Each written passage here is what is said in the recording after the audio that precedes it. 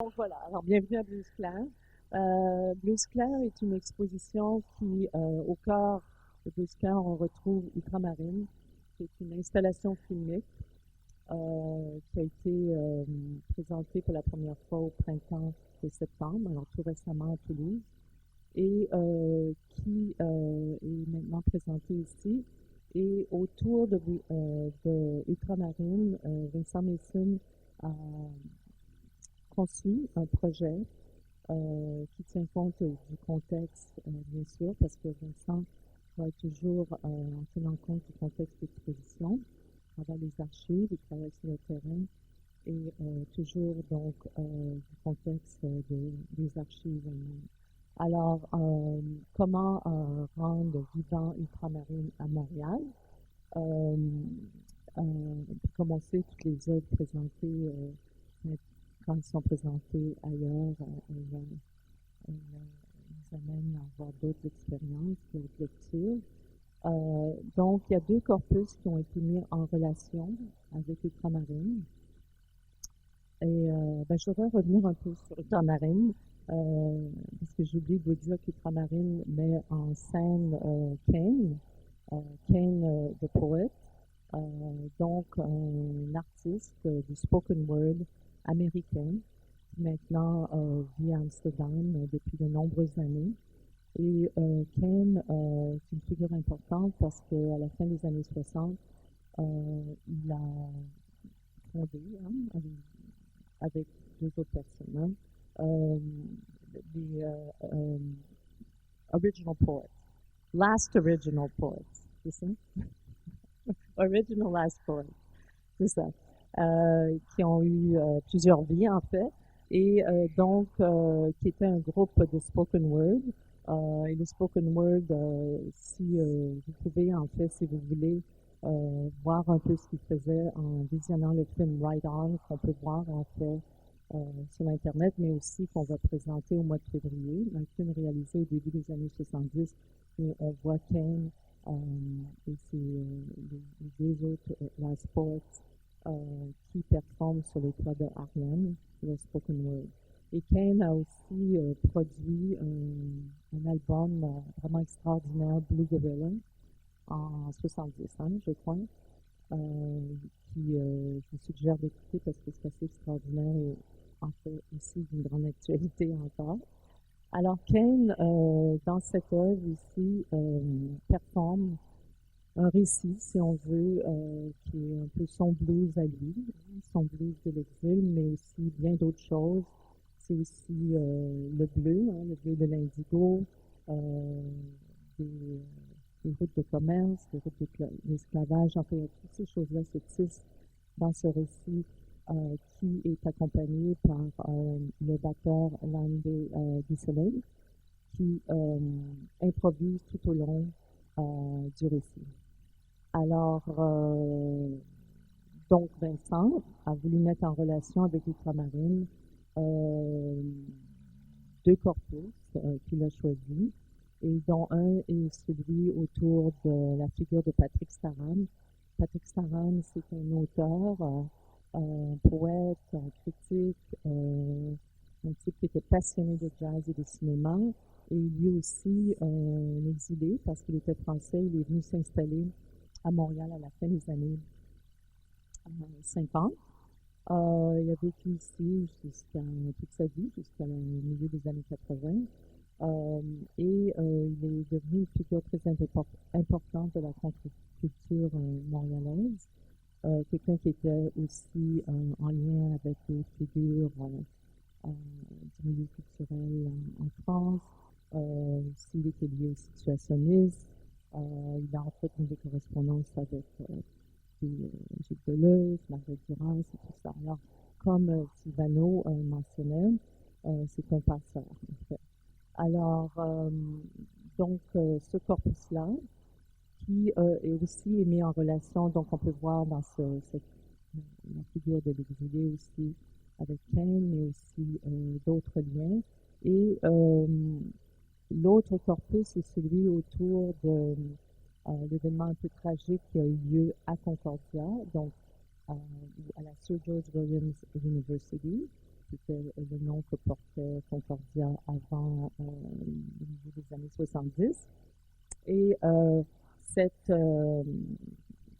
occupation du centre informatique de l'université au début de l'année 69, où un groupe d'étudiants caribéens ont accusé leur professeur de discrimination raciale, et les plaintes qu'ils ont portées à l'université sont restées sans résolution de la part de l'université, qui n'a pas voulu ou pas su comment les régler. Et donc les étudiants se sont rassemblés, et vers la fin de l'année 68, le mouvement de protestation, de revendication de ces étudiants-là était devenu très important. Il y avait des centaines d'étudiants qui les appuyaient, de Concordia et de McGill, et d'ailleurs aussi. Et finalement, il y a eu cette occupation qui a duré presque 2 semaines et qui s'est très mal terminée par la destruction du centre informatique et des arrestations, des emprisonnements. Et plusieurs de ces étudiants caribéens sont dû retourner dans leur pays et n'ont pu, dans certains cas, terminer leurs études. Alors, d'une certaine manière, c'est comme un projet inachevé aussi. Et je devrais mentionner que Patrice Taran avait aussi ce projet littéraire qui s'intitulait Blues clair, donc qui fait référence bien sûr au titre de l'exposition. Son clair est avec un C, pas avec un K. Et donc un autre projet inachevé d'une certaine manière.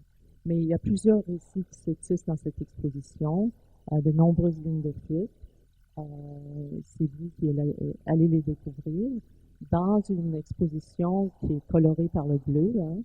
C'est une manière pour Vincent, je crois, de aborder l'histoire, de lire l'histoire à travers la couleur bleue, donc de la lire autrement. Donc l'espace est imprégné de bleu, donc il y a une espèce d'expérience qui est plus sensorielle de l'exposition ici.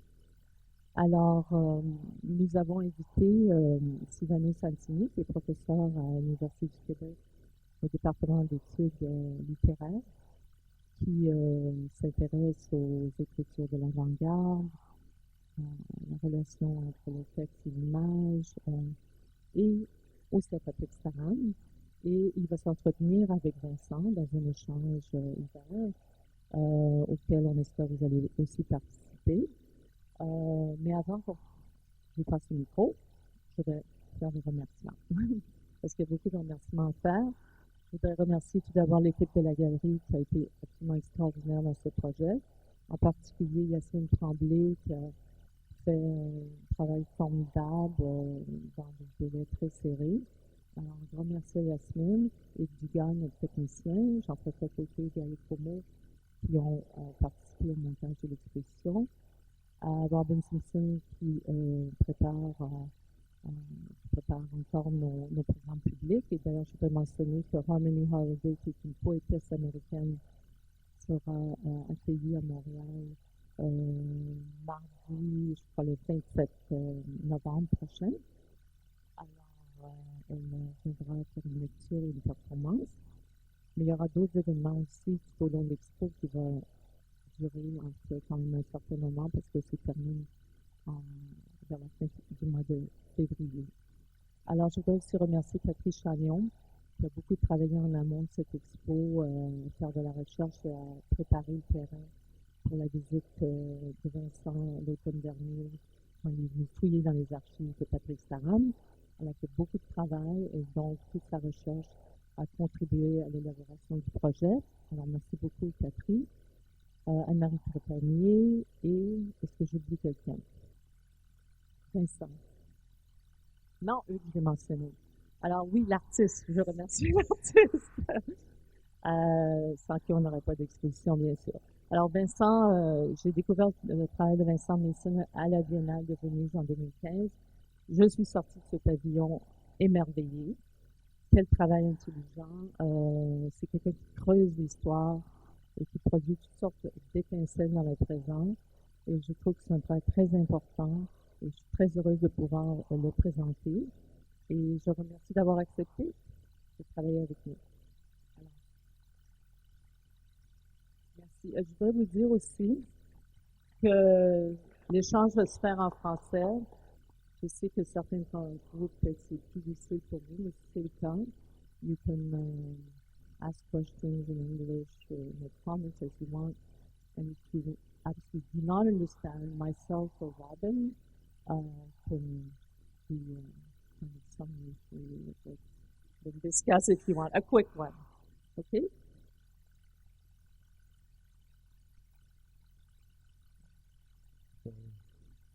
Voilà. Bonsoir. Je crois que Ouais. Je vais aussi en profiter tant qu'on est dans les remerciements pour remercier toute l'équipe et pour cette invitation. Sinon, je vais dire. Voilà. Merci beaucoup à vous tous. Et à vous tous d'être présents aujourd'hui. Donc, moi, je te propose, Vincent, de faire avoir une entrevue dans une question-réponse. Ce serait vraiment un peu ennuyant. On va aller peut-être sur le mode de la dérive intellectuelle, puis on marchera aussi, on se déplacera dans la salle ici. Et j'invite également, je vous invite à intervenir quand vous voulez, interrompre cette conversation. Donc, j'espère qu'elle va se passer entre nous, mais aussi entre tous ici. Moi, j'aimerais d'abord, Vincent, je vais commencer quand même avec une question qui va ouvrir peut-être l'exposition, ce que tu as voulu faire, ce que tu as voulu réfléchir, ce que tu as voulu montrer également dans cette expo, toujours en lien aussi avec tes expos précédentes et celle à venir, bien entendu.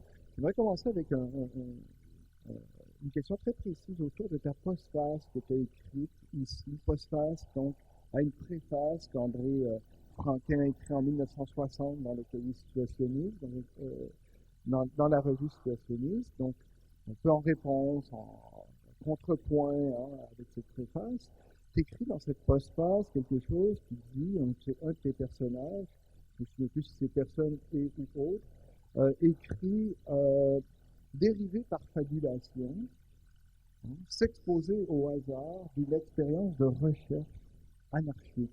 Donc, il me semble qu'on a là peut-être un énoncé qui pourrait nous introduire un peu dans ce que tu as vu. Ouais, donc il faut peut-être juste préciser un peu pour tout le monde, parce que tout le monde n'est pas familier non plus avec l'international situationniste.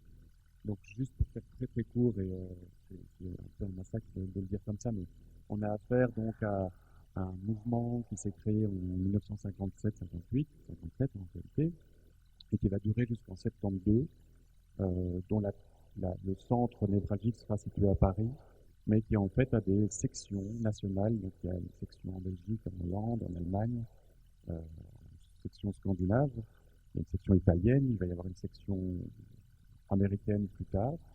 Et donc c'est en fait, on pourrait considérer ce groupe comme vraiment la dernière avant-garde internationale de la modernité, dans le sens où, si vous voulez, ils arrivent après les surréalistes, après un petit groupe qui s'appelait les Tristes aussi, dont certains d'entre eux ont fait partie.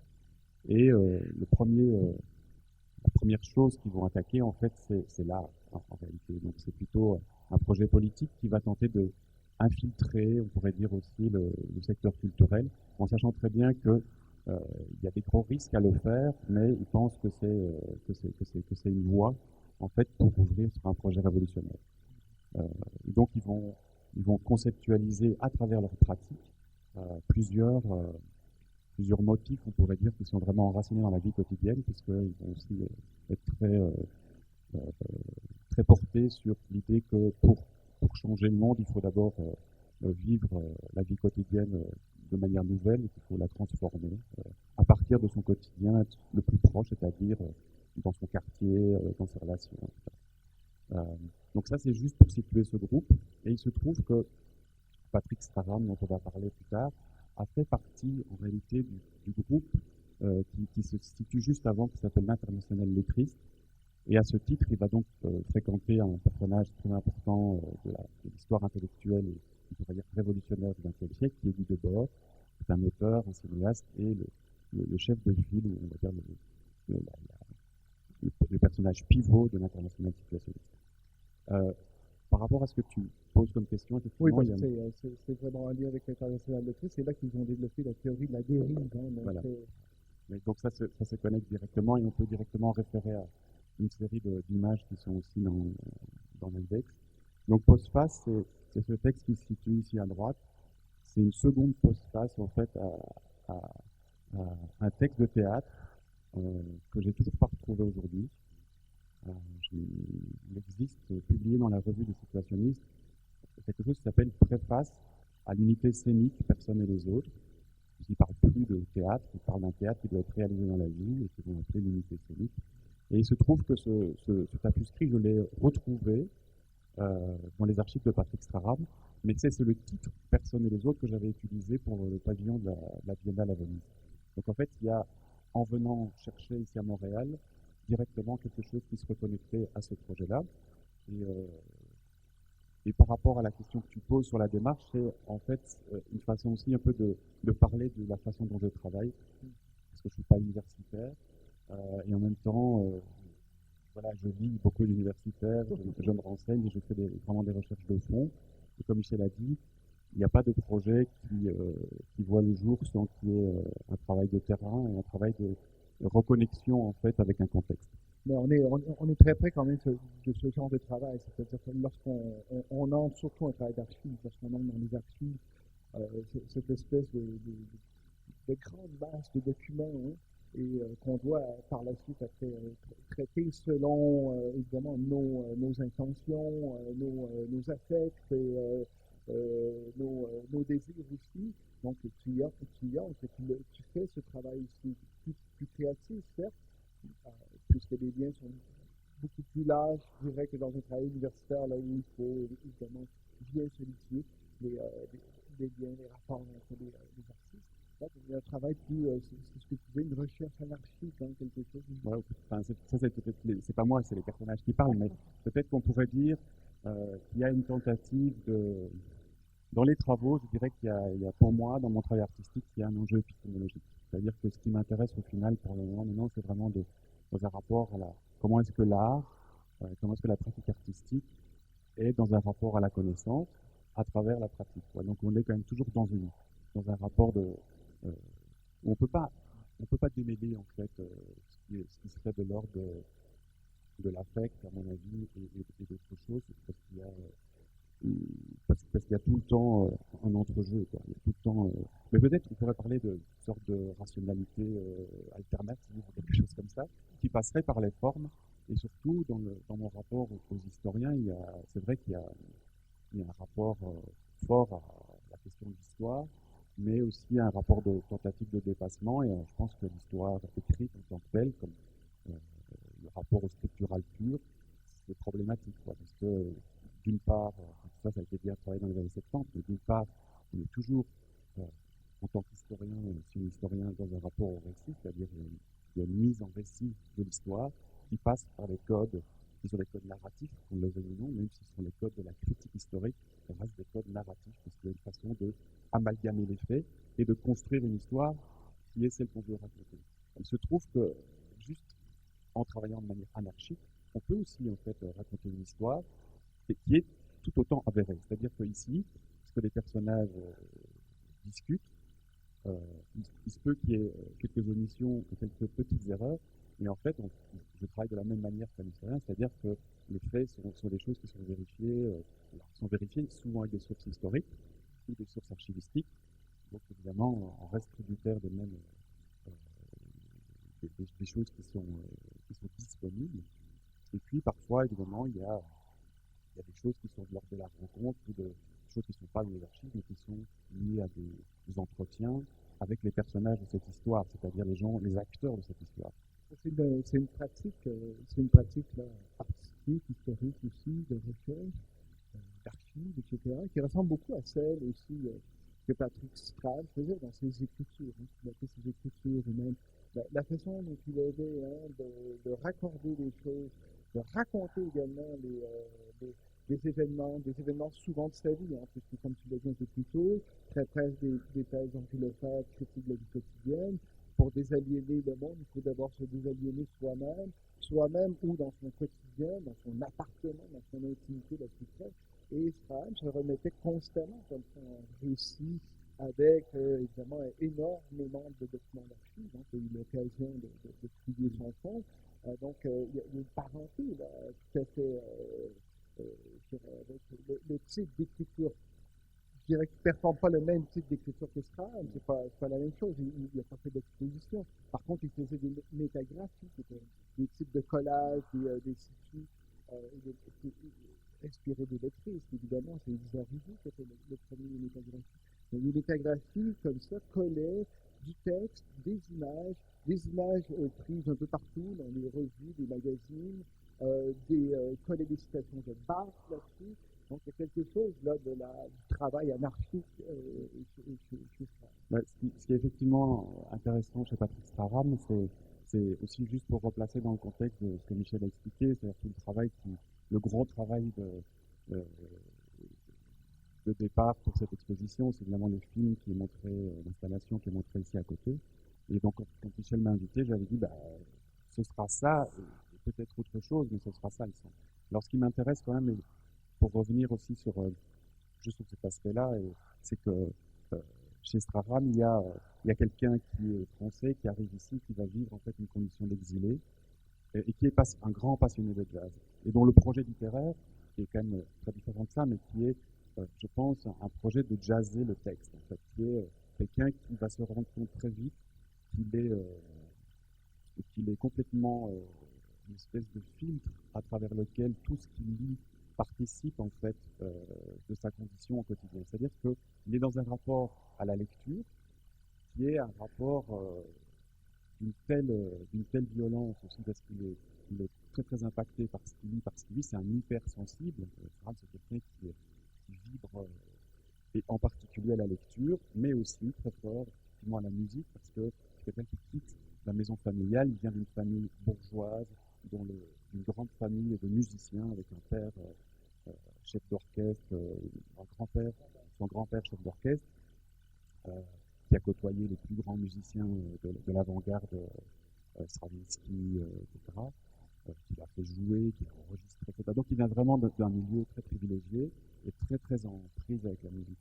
Et il quitte ce milieu très tôt, à 15 ans, il vit en fait en rue, à Saint-Germain-des-Prés, et pour gagner sa croûte, il va passer des disques, c'est ce qu'on appellerait un DJ aujourd'hui, c'est-à-dire il va passer des disques de jazz, et de sorte que c'est un gars qui a 18 ans, a une culture de jazz complètement folle, très très en avance sur son époque, et à Paris c'était une terre d'accueil, évidemment, il y avait déjà à l'époque, comme vous savez, des musiciens afro-américains qui étaient venus vivre là-bas, donc il va être en prise aussi avec cette culture-là, et ça va le toucher terriblement. Donc dès qu'il commence à écrire, il commence à mentionner des disques, il intègre les paroles de chansons dans ses récits, etc.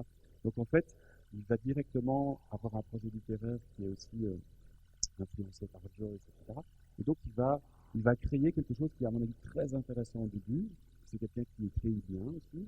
En tout cas, il y a des fulgurances de ce qu'il écrit. Et puis qui vit une vie d'excès totale, beaucoup d'alcool.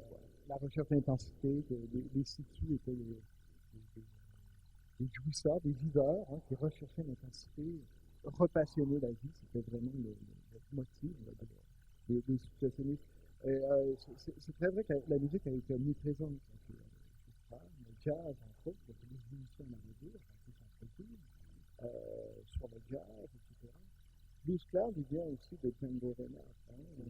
Donc, le type chez Strahan, c'est d'abord Reinhardt qui l'a en fait, avant même, évidemment, qu'on puisse l'associer. Oui, alors ça c'est un peu une forme d'intuition que j'avais avant de venir, parce que ce qu'on n'a pas non plus dit, c'est qu'avant d'arriver dans un fonds d'archives, en fait, j'ai déjà beaucoup travaillé. Donc je sais ce que je cherche. Et puis je viens souvent pas chercher des confirmations, parce qu'il y a plein de surprises, il y a plein de choses qui cropotent. Mais donc là, en fait, j'avais l'intuition, qui n'est pas nécessairement très géniale, mais que ce roman qu'il a écrit en fait au tout début, qui va intituler Blues Clair, est en fait une forme pour moi de foyer créatif et quelque chose de totalement irrésolu parce qu'il va jamais réussir à le publier. Alors est-ce que c'est vraiment le premier, parce qu'il y a d'autres écrits avant, c'est pas tellement la question. C'est que en fait il va pas arriver à publier ce livre qui est un livre dont la structure est vraiment intéressante parce qu'elle a une partie romancée avec des personnages, c'est une histoire d'amour contrariée évidemment, mais il y a une partie analytique qui va avec. c'est-à-dire qu'il analyse le devenir des personnages, ce qui se joue, etc. Donc il y a une espèce de, on pourrait dire, de prise, d'analyse psychologique des personnages, mais qui est aussi structurée d'une manière assez élégante en termes d'écriture. Et puis à côté de ça, il a aussi une partie poétique. Et il y a une quatrième partie qui n'est pas très claire, donc il faudrait faire un travail encore un peu plus long pour essayer de recomposer cet ouvrage-là. En tout état de cause, en fait, on est on est face à une forme qui est extrêmement intéressante parce que comme vous comprenez, il y a vraiment différents types, différents registres en fait d'approche du réel qui sont amalgamés dans la même œuvre. Je crois qu'on voit à travers toutes ces écritures, c'est-à-dire qu'on Voilà, peut passer ça va se retrouver de tout le temps. Brecht à Barthes, à des considérations sur le cyclisme, etc. Donc, ça tourne et C'est vrai. ces références, c'est comme si on vivait dans un stream of consciousness, hein, C'est ça. un courant de conscience. C'est un grand monologue aussi un grand monologue, et il va utiliser à partir de, je crois, 83, il va intituler tous ses textes Blues clair, et puis il y aura chaque fois un sous-titre derrière. Mais c'est une façon de référer à la fois à ce titre de jazz qui va le marquer très très fort dans sa jeunesse. Donc Django Reinhardt, c'est un gitan manouche né en Belgique. Donc ça l'amuse aussi parce qu'il va être très ami après avec un chef opérateur ici. Saram, c'est vraiment quelqu'un qui, chef opérateur belge, et une philosophe écrivaine avec qui il va être en relation très, très forte aussi, qui s'appelle Claire Lejeune, qui est totalement oubliée chez nous, donc peu qu'on parle. Il va être vraiment une espèce de personnage pivot toute la scène culturelle ici à Montréal, et il va entretenir des dizaines de relations.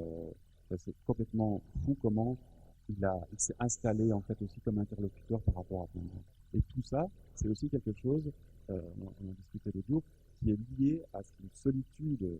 Et donc, à ce titre Blues clair, si vous voulez, c'est la dialectique totale chez Saram, c'est que le blues, c'est évidemment le blues, mais c'est aussi la dépression, c'est le mal-être, etc.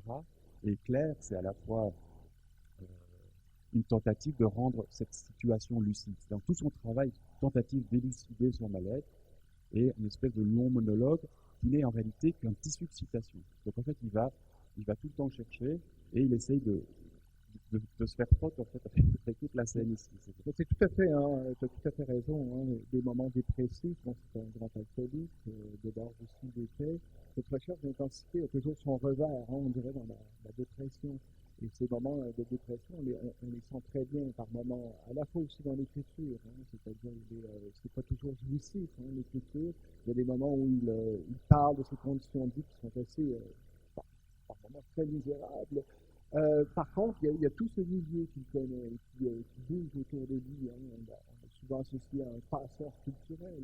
Si Jacques Leduc fait son film en 1975, Chronique de la vie quotidienne à l'ONS, c'est un film sur 7 jours, donc lundi, mardi, sur 7 jours, des images de Montréal et de la région de Montréal, dans le plus quotidien l'intime des gens. S'il a intitulé ça Chronique de la vie quotidienne, c'est parce que Sam, il avait fait lire critique de vie quotidienne d'Henri Lefebvre. Donc ce passeur qu'il était, hein, nous amène, je crois, tranquillement à ouvrir des zones et des brèches, même ici au Québec. Et ça, je l'ai déjà dit, je suis très heureux de l'expo et la place que Strahan occupe entre deux salles, entre Ultramarine et l'autre salle où on a un institut antillais, américain, puisque ça le décloisonne un peu de sa figure ici au Québec. Strahan est une figure de la contre-culture, au Beau-Québec, Manise. Et les littéraires, on a souvent, on regarde, on perçoit Strahan à travers le filtre de la contre-culture. Or, il n'a pas été que ça.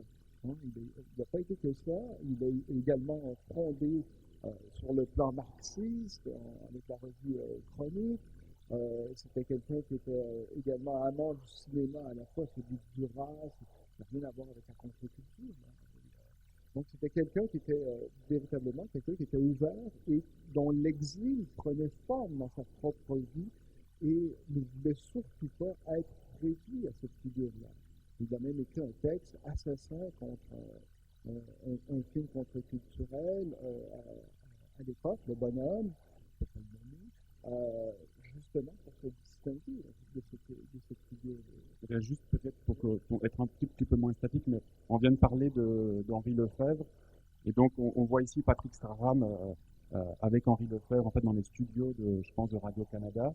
Donc, c'est aussi quelqu'un qui a fait venir Lefebvre, qui est un penseur marxiste, on va dire, minoritaire, dans le sens où il va remettre en cause toute une série de choses par rapport au PC français, et il va être une figure très, très influente sur les situationnistes, avec qui ils vont travailler autour d'un texte sur une relecture, en fait, de la Commune à Paris, de la Révolution, et à partir duquel ils vont aller rechercher, en fait, certains éléments, dont, par exemple, une relecture de la Commune sous le sceau de la fête, et sous le sceau aussi une utilisation de l'espace créative, c'est-à-dire comment est-ce que la construction des barricades, etc., pendant la Commune à Paris, faisait partie, en fait, donc il y a une relecture créative aussi, on pourrait dire, et de géographie sociale de cet espace-là, qui, d'une certaine façon, j'ai envie de dire, m'amène plutôt à la première salle, dans le sens où c'est la tentative aussi de faire cette première salle avec un travail qui s'appelle Discordia, et puis cette affiche qui vient directement chercher le spectateur plutôt universitaire, puisqu'on est quand même dans la galerie, et c'est aussi à partir du moment où il y avait l'idée de montrer Ultramarine, et qu'en travaillant et en lisant, je me rendais compte que l'université, par l'occupation du bâtiment qui est juste en face du World Building en 69, et de ce laboratoire informatique, où acculé par les forces de police et les forces anti-émeutes, les étudiants, comme Michel l'a dit, je pense aussi, il n'y a pas que des étudiants des Caraïbes, il y a des étudiants noirs aussi, mais il y a aussi beaucoup d'étudiants blancs, en fait, qui se solidarisent avec eux, vont créer aussi, en jetant des milliers de cartes par la fenêtre, des cartes informatiques, ce sont les punch cards avant la disquette, etc. On a ces cartes qui sont des cartes à trous. Je pense que peu d'entre nous ont connu ça, parce qu'on est d'une génération plus tardive, mais en tout cas les plus âgés ici savent qu'ils ont eu parfois peut-être des thèses de doctorat qui étaient sur ces cartes, et ce qui va évidemment créer aussi de la tension dans le chef de certains étudiants blancs qui ont leurs travaux qui s'évanouissent comme ça de nature. Mais pour moi, on a vraiment l'invention d'un paysage, c'est-à-dire que quand Staram invite en 1960 les poètes, les écrivains québécois et montréalais à participer à une nouvelle revue qui va appeler Cahiers pour un paysage inventé, il invite aussi Guy Debord à republier un texte très très important de Debord, qui est le texte sur la construction des situations, et puis un texte de son ami aussi, Yvan Stegloff, qui est aussi un texte très important de l'époque lettriste, qui s'appelle Formulaire pour un urbanisme nouveau, et qui est un texte fantastique, vraiment fantastique, sur la réinvention de son environnement social et quotidien à travers ce que tu disais, Sylvano, la question de la dérive. Et donc, peut-être qu'on pourra reglisser là-bas, mais peut-être on peut un peu parler de la dérive. Tu pourras peut-être dire un petit peu aussi ce qu'il recherchait à travers ces déambulations très alcoolisées. Juste pour terminer, pour le cahier, il faut savoir que Strahan était ici au Québec, donc au Canada depuis 1954, au Québec depuis 1958 environ. Il correspond encore avec Guy Debord. Recommence à correspondre en 58. C'est ça, en 58. Et Debord lui demande de faire la situation au Québec, 1961 échange. Vous pouvez voir dans la dernière salle les lettres de Strahan à Debord, où Debord fait véritablement un diagnostic de la société québécoise à la fin des années 50. Et ce diagnostic est absolument fantastique, puisqu'il est en train de parler de Godby, de Karl, avant leur œuvre. Et il dit des choses sur ces personnes-là qui vont s'avérer beaucoup plus tardivement. Donc, c'est vraiment le seul cahier situationniste, puisqu'ils avaient en tête véritablement d'avoir une antenne situationniste, de monter une antenne situationniste ici à Montréal. Mais le constat de Strahan, c'était qu'il n'y avait rien à démolir à Montréal en 1960, tout était en train de se vivre. Donc, pour la négligence aussi. Donc ça, c'est 58. C'est très important aussi de peut-être essayer de continuer à tisser, en fait, parce que ce que les personnages racontent, c'est qu'en réalité, dans la postface, ils mettent en récit toutes les images qui sont ici au mur. Donc, vous voyez un espèce d'abécédaire avec, on va de A à Z, et toutes ces lettres qui sont aussi spécifiées comme des lettrines dans le texte vous amènent donc dans le dialogue qui est un dialogue suivi entre ces personnages. Il y a 3 personnages, donc il y a un personnage qui s'appelle Personne, il y a un personnage qui s'appelle Et un personnage qui s'appelle Les Autres. Donc voilà, et ils dialoguent autour de ces images. Et peut-être que ce qui est important de comprendre aussi, ce qui lie vraiment je pense, tout le projet, c'est de bien prendre la mesure en fait de ce que Montréal a été à cette époque-là.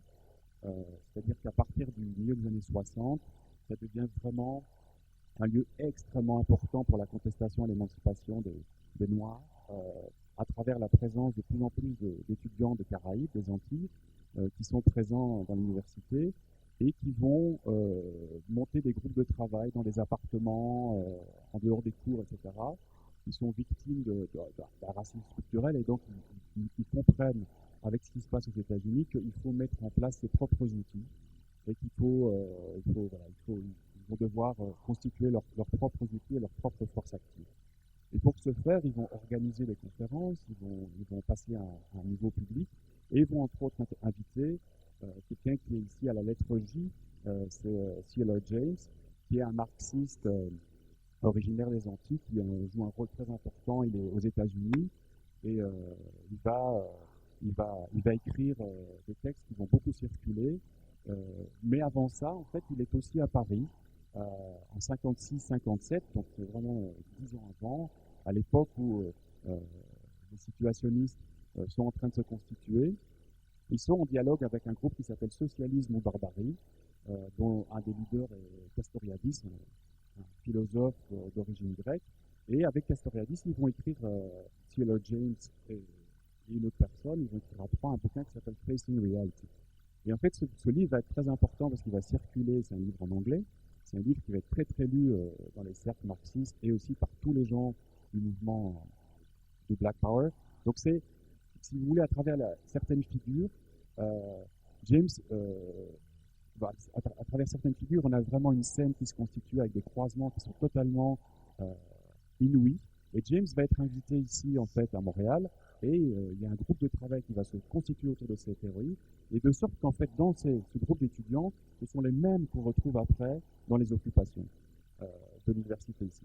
Donc il y a quelques leaders qui vont être formés là, et on voit très clairement que ces groupes d'études, ainsi qu'un congrès des écrivains qui va se tenir en 68, des écrivains noirs, on avait eu 3 avant, des congrès, il y en avait eu un à Paris, un à Rome, et puis en 66 à Dakar, sous Senghor, à l'invitation de Senghor, et les Canadiens décident d'en organiser un 4e ici, et là c'est vraiment, si vous voulez, vous avez toutes les forces actives, les Black Panthers sont là, des gens comme Malcolm X, des Black Muslims de Londres viennent, les grands écrivains, il y a Ted Jones qui est là aussi, qui est un poète noir, qui a fréquenté Breton à Paris, etc. Donc, en fait, Montréal devient vraiment la plateforme de cette émancipation avec des croisements totalement fous. Et c'est pour ça que, voilà, il y a véritablement des liens, parce qu'on pourrait se dire que cette expo, ouais, il y a un peu de ceci, un peu de cela, mais en réalité, si vous lisez l'histoire, et maintenant vous avez des historiens qui ont fait ce travail-là de manière exemplaire, David Austin et Sean Mills qui ont fait vraiment un travail très très intéressant et qui nous montre en fait l'importance en fait de ces mouvements, parce que ces mouvements ont un impact très très fort sur la politique aussi et sur la conscience aussi des Blancs canadiens. Et bon, on parle toujours de Vallière aussi, qui vous savez que il y a quand même un truc de dingue qui s'est passé aussi avec à un moment une forme de mimétisme, puisque les Canadiens francophones vont s'identifier en fait au combat du Black Power. Oui, quand il a écrit Nègre blanc d'Amérique, il est en prison, mais les situs étaient très près de toute la marginalité, des exilés, de l'immigration aussi à Paris. Lorsqu'il dérivait, il se retrouvait chez Moineau dans l'autre bar, il rencontrait des Algériens, il rencontrait des Africains. Il faut lire les comptes rendus de dérive des situationnistes pour voir à quel point ils n'allaient pas à la rencontre de Français, hein, c'était à la rencontre d'Algériens. En fait, comme ça que j'ai commencé vraiment mes recherches autour de... Enfin, j'avais lu les situs, mais je ne comprenais pas que tous les historiens, parce que les commentateurs, parce qu'il y a des bouquins qui sortent chaque année, que personne ne s'était intéressé à la présence des Nord-Africains, des Kabyles dans le groupe. Or, les premiers tracts sont signés, il y a un tract il y a un tract d'ailleurs qui est co-signé par Patrick Straham, qui est un tract lettriste contre la guerre d'Algérie. Et là-dedans, il y a 3 Algériens qui signent, et Mohamed Daou, quelqu'un qui a complètement disparu de l'historiographie. J'ai commencé à faire des recherches, on m'a parlé de son fils vivant en banlieue, etc., mais j'ai toujours pas réussi à me connecter. Alors là, on a un personnage qui a été directeur aussi de leur feuille de liaison, etc., quelqu'un qui était très proche.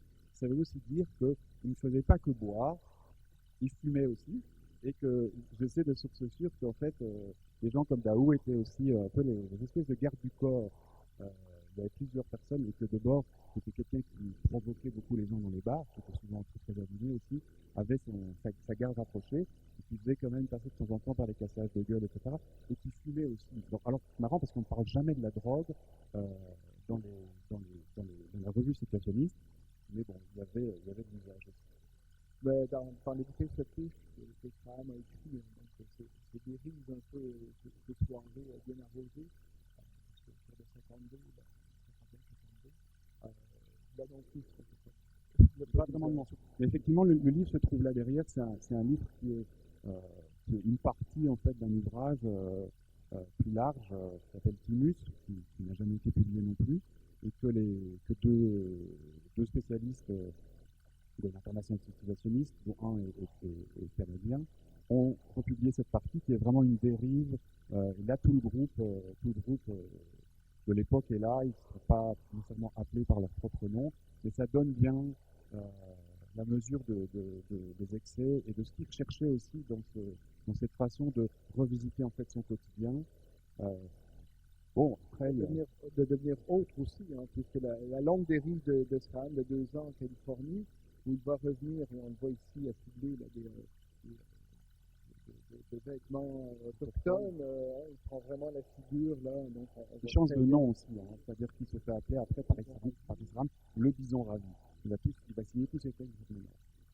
Donc ça c'est aussi un petit élément parce que je me suis intéressé à cette histoire-là, j'essaie de comprendre pourquoi en rentrant de son séjour californien, il quitte ici en 68 parce qu'il est complètement dégoûté, toutes les portes se ferment.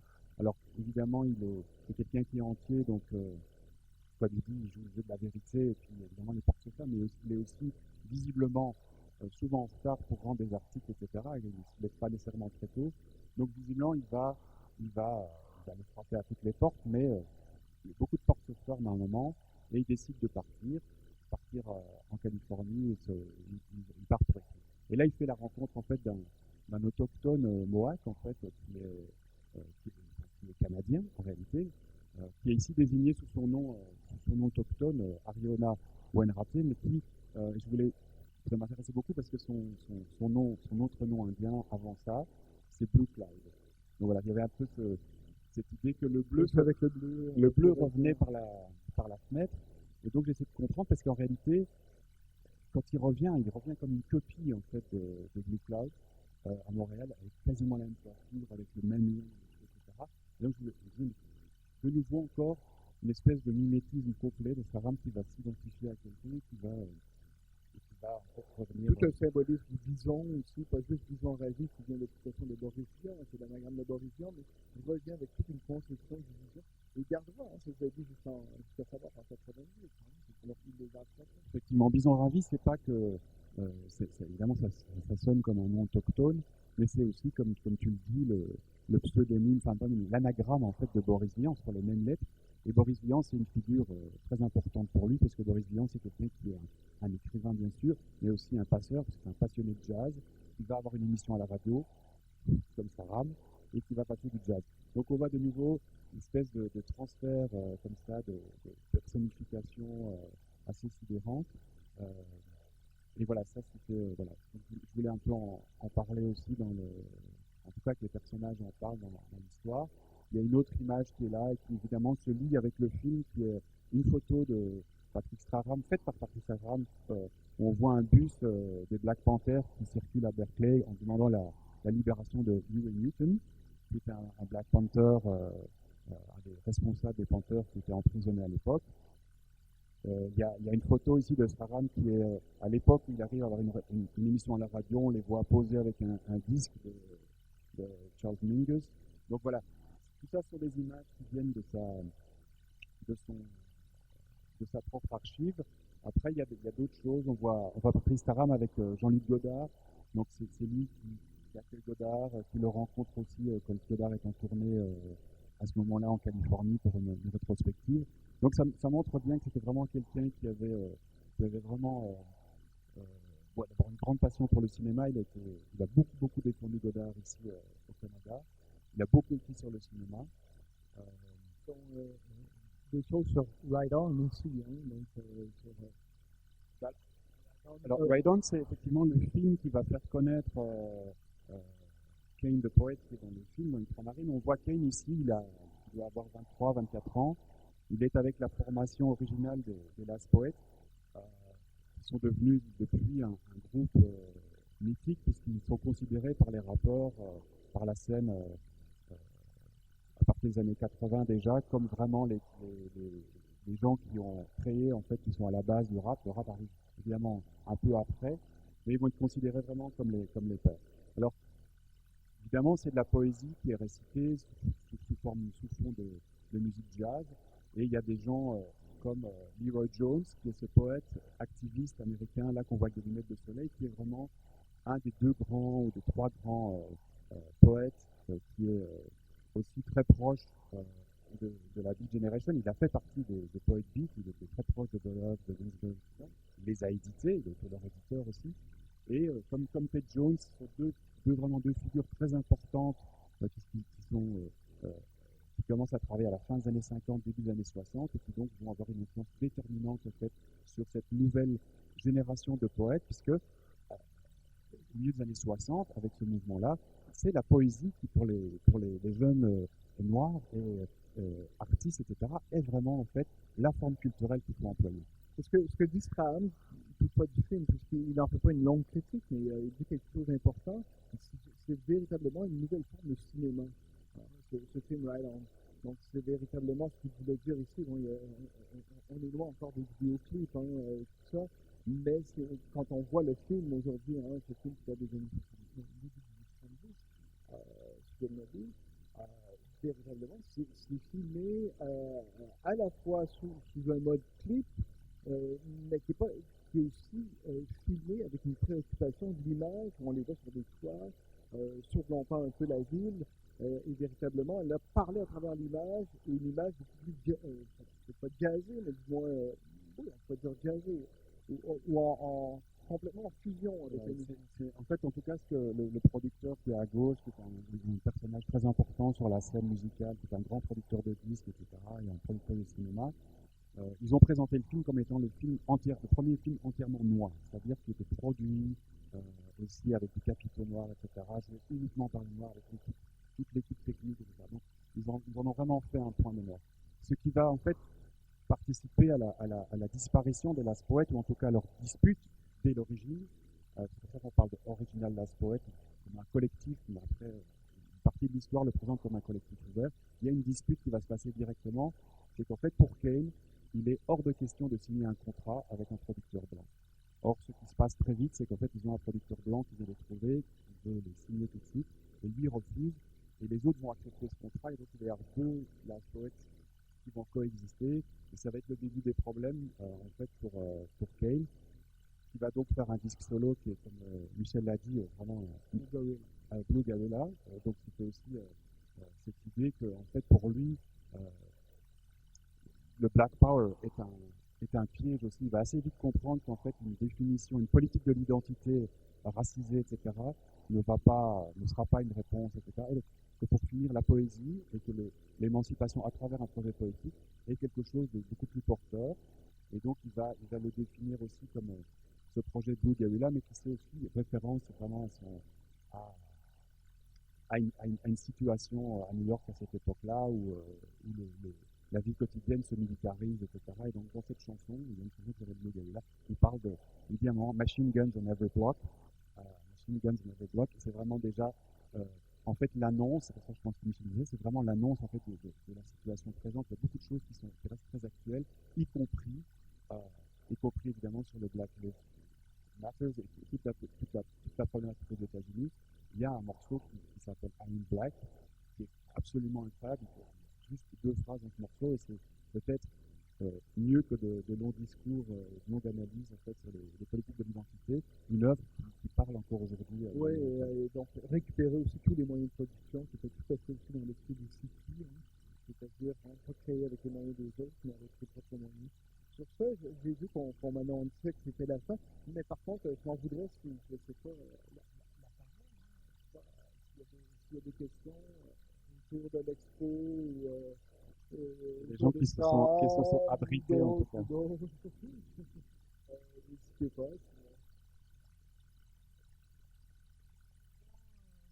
Comment Patrick Sarran nous dit à ton attention?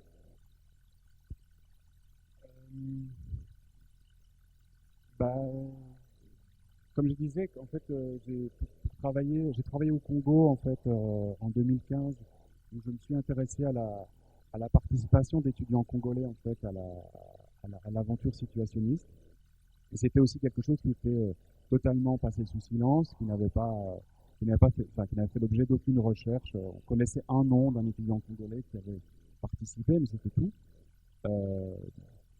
Et donc, ça fait partie vraiment, je dirais, d'une façon de relire pour faire ce travail-là. J'ai vraiment relu toutes les revues situ, j'ai relu les choses lettristes, etc. Enfin, j'avais pas lu tous les situs, mais pour faire ce travail-là, j'ai voulu vraiment repasser à travers tout. Et puis, et donc voilà, quand on s'intéresse à l'histoire lettriste, en fait, il se trouve que pendant 1 an ou 2 ans, Guy Debord, Patrick Straram et Ivan Shpeglov, qui est un ami réfugié russe, avec qui Straram va vivre pendant 1 an dans une chambre, une mansarde à Paris. Et ils vont vivre des expériences très fortes parce que c'est l'époque où ils font des dérives, mais c'est aussi l'époque où ils commencent à écrire chacun. Shpeglov dessine un peu, fait un portrait de Straram que Straram va amener ici à Montréal. Donc il y a, je savais en fait que Straram était devenu quelqu'un d'important ici. Et donc, quand Michel m'a invité, elle me disait, bon, ben, comment est-ce qu'on pourrait connecter l'histoire de Kane et l'ultramarine, comment est-ce qu'on pourrait la connecter à Montréal? Ben, j'ai dit, Montréal, c'est Patrick Straram. Voilà, donc c'était après, c'est qu'après que je me suis rendu compte qu'il y avait Blues Clair, que Blues Clair, c'était vraiment le foyer d'où partait toute une série de choses chez lui. Et puis, c'est seulement, par exemple, en rentrant, par contre, de mon travail de recherche ici dans les archives, que c'est en lisant que j'ai seulement découvert l'histoire de l'université. Et donc là, j'ai vraiment voulu faire quelque chose aussi à travers, essayer de comprendre ce qui s'est passé et comment est-ce qu'on pouvait le relier. Et c'est aussi pour dire qu'une recherche, quand on parle de recherche anarchique, c'est que, évidemment, vous cherchez, vous savez, il y a des choses, quand vous travaillez sur des sujets, tout le monde fait ça. Il y a des choses qui remontent, en fait, qui reviennent à la surface. Et il se trouvait, par exemple, que je savais aussi qu'un Jamaïcain avait, dans les années, au début des années 70, publié un livre et se réclamait et un livre et un disque, et qu'il était sous-titré Le situationniste des Caraïbes. Donc j'étais déjà très interloqué par cette affaire-là, parce que officiellement dans l'historiographie, cette personne-là n'est pas reprise.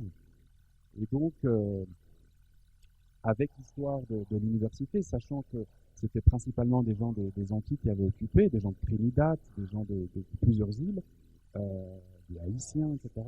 Je me suis dit, bon, bah, tiens, là, cette histoire-là, c'est quand même aussi une espèce de possibilité de relier, peut-être de relier. Et donc, il se trouve que, je dirais, 1 mois avant de venir ici, j'ai enfin retrouvé pas vraiment l'original de ce disque, mais j'ai retrouvé une réédition de cette carte qui est maintenant présentée dans l'exposition. Et dans cette carte qui reprend les luttes d'émancipation dans les Antilles, et toutes les luttes d'opposition au régime, les grèves principalement, etc. Il y a un texte qui mentionne l'occupation de l'université ici et qui explique comment en fait cette occupation a déclenché de nombreuses révoltes dans plusieurs îles, et entre autres à Trinidad a failli renverser le gouvernement. Alors voilà, à un moment il y a quand même des espèces d'accidents comme ça qui se passent dans la recherche. Et alors bien sûr c'est pas une carte que moi j'ai imprimée, elle est rapportée comme un document dans l'exposition, mais le texte fait clairement mention à l'occupation de l'université. Si on va plus loin, voilà, après, quand on est intéressé par l'histoire, on va se rendre compte que le, le, le meneur, en fait, le chef du gouvernement à Trinidad à cette époque-là, c'est Eric Williams, qui est en fait un proche de James, qui est un marxiste, qui a écrit Capitalism and Slavery en 48, et qu'à ce titre-là, il y a une espèce de retournement de situation, parce qu'à cette époque, plus tard, dans les années 60, il a pris le pouvoir et il est Premier ministre, et c'est contre lui que les gens se révoltent. Donc voilà, il y avait ce situationniste des Caraïbes qui en fait a rencontré très certainement les situationnistes américains, parce que c'est à l'époque où il commence à être très actif, c'est-à-dire entre 68 et 71. Il les a certainement rencontrés là-bas et a compris, parce que les situs avaient aussi, et entre autres Guy Debord, produit vraiment une lecture marxiste qui était totalement qui allait de anti-maoïste, anti-parti communiste, etc., totalement beaucoup plus en phase avec évidemment le courant anarchiste. Et donc ils avaient créé vraiment les situs ont créé une espèce de philosophie bien à eux, qui s'est articulée à travers, entre autres, vraiment un rapport vécu et un rapport à la vie quotidienne, et à travers aussi une relation très très forte aux formes, aux formes visuelles, au cinéma, etc., de sorte qu'on peut vraiment les considérer comme cette dernière avant-garde, comme je disais, qui va progressivement abandonner assez vite le champ des arts pour vraiment essayer de se transformer en mouvement politique qui vont être très très importants dans la mobilisation de mai 68 à Paris. Ils font partie, quelques-uns, on parle de quelques individus seulement, font partie de l'occupation de la Sorbonne, et surtout avec leur revue, ils auront préparé toute une scène intellectuelle et tous des universitaires à vraiment s'armer, s'outiller et à repenser en fait leurs conditions d'étudiants principalement à l'époque.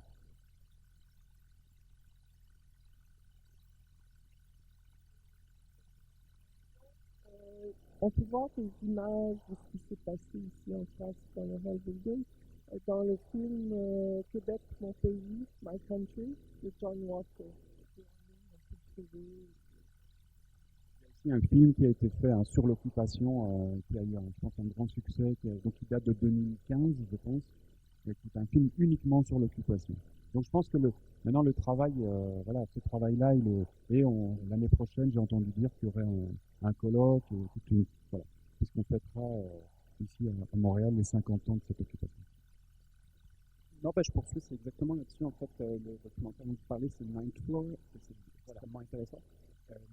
Pour renchérir sur les concordances troublantes et intéressantes entre l'occupation locale informatique et les Caraïbes, il y a deux anecdotes que je trouve assez révélatrices.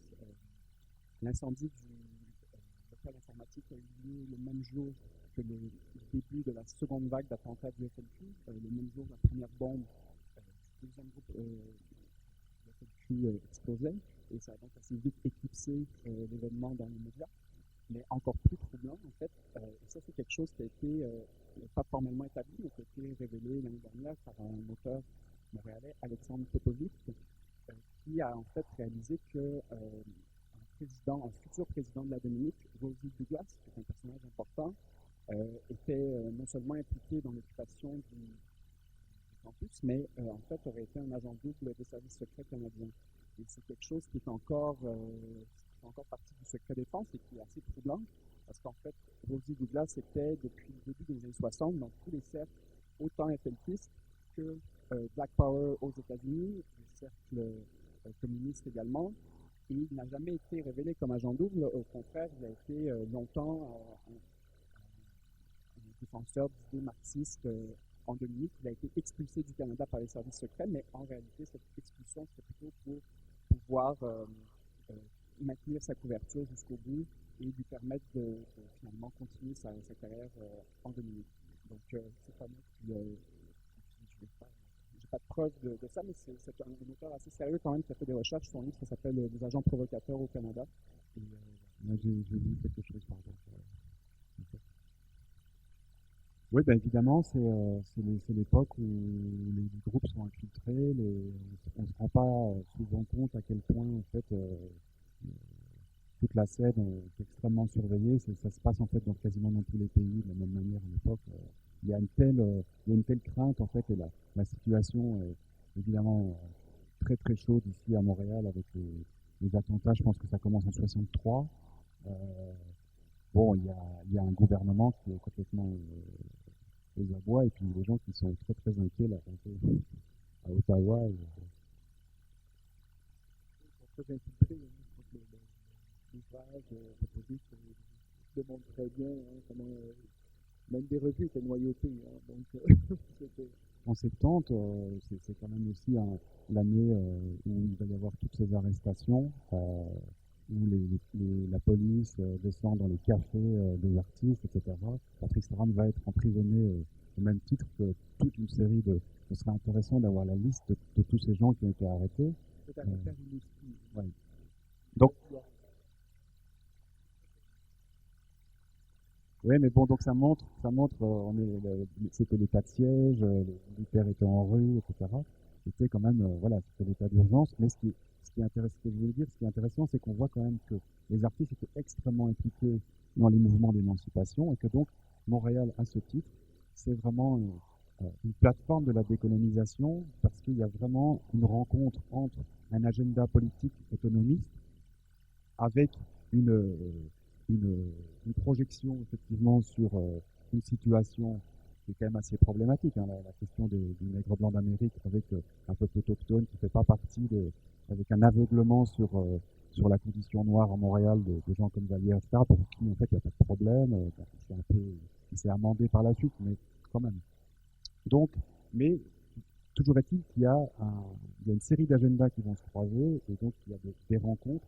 Et à ce titre-là, je pense que l'histoire montréalaise est pleine de surprises et très très différente de plein de choses qui se passent ailleurs. Et en même temps, tous les conflits et les tensions sont rassemblés ici. Et les artistes et les militants sont très proches les uns des autres et échangent beaucoup. Et donc, on aura peut-être à bien prendre la mesure de ça et peut-être que ça peut servir. Merci beaucoup, Vincent. Merci à vous. On pourrait réfléchir aussi à toutes des revenances de l'histoire comme ça à travers ton expo et évidemment en quoi ça résonne avec l'époque actuelle. J'ouvre ça comme ça. Oui, puis c'est juste pour dire que l'histoire, c'est pas, enfin de nouveau, l'histoire, c'est pas quelque chose qui est écrit. L'histoire, c'est quelque chose qu'il faut reprendre, qui s'actualise et qui doit être parfois complètement revu et corrigé. Et c'est une tentative aussi de le faire parfois par le régime de l'exposition, le régime de la mise en récit, etc. Il faut qu'on sache que cette histoire, elle n'est pas figée et qu'on va apprendre, voilà, que par une enquête, que peut-être un agent double. Donc voilà, mais non, mais ça nous oblige aussi à bien prendre la mesure de ce qu'est l'histoire et que c'est pas, voilà, qu'il faut pas naturaliser l'histoire et que l'exposition n'est pas un livre d'histoire, non, c'est ferme, hein, qui ouvre quelque chose. Donc je crois que là-dessus on va terminer. Merci. Je crois qu'on a une bonne moment de temps.